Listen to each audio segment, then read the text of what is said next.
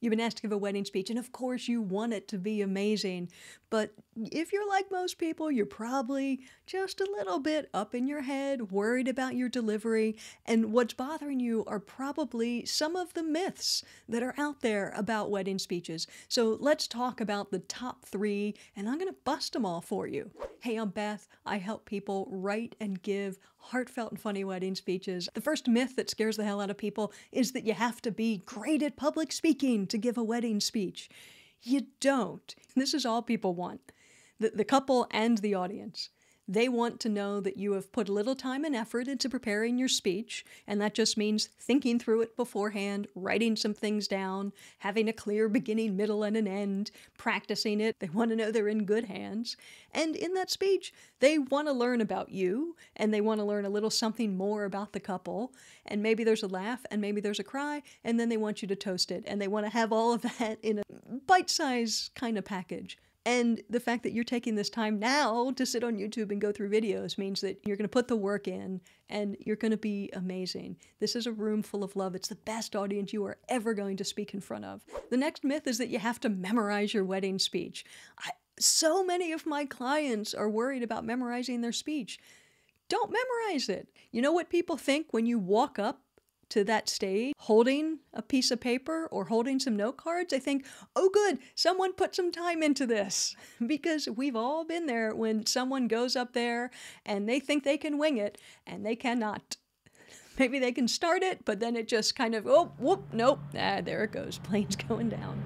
You want to be familiar enough with it so that you can look up and you can talk to people, or you can look at people when you're speaking to them about them, and then you look back down and you find your place, and you continue, and then when the moment is right, you look back up again, and you make some eye contact.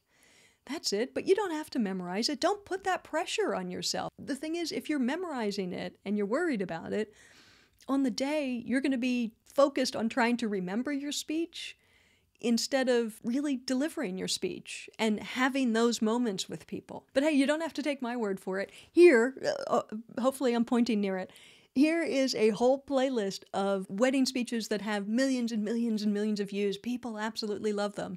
And in pretty much all of them, whoever is speaking has a piece of paper in their hand. You don't have to memorize your speech. It's a myth. The last myth is that it's bad to cry during your speech. It's not bad to cry. This is a wedding speech. It's one of the most emotional moments that you're ever going to have.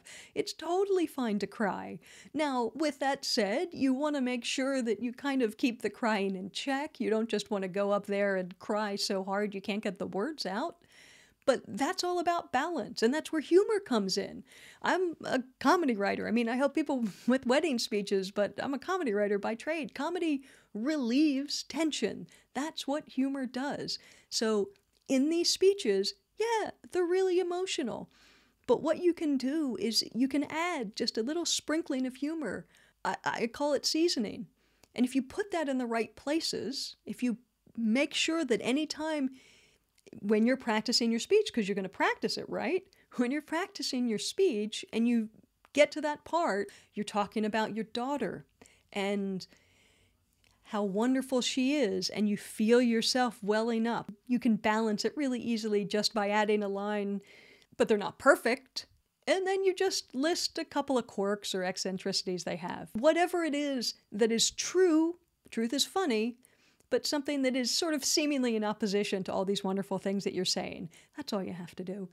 And if you need help finding those moments or finding that balance between sentimental and funny, I'm here to help you. I've got a video speech audit where you send me the speech and I send you back 20 minutes of feedback on it so that you have feedback before you deliver it. Or you and I can just jump on a Zoom, book an hour with me, and we will go through your speech line by line and figure out exactly how to balance those stories. So those are 3 myths, absolutely busted. You don't have to worry about any of that stuff. So go and start writing your speech. And to help you, here, probably here is a really easy speech outline that you can follow, and it's going to give your speech the perfect flow.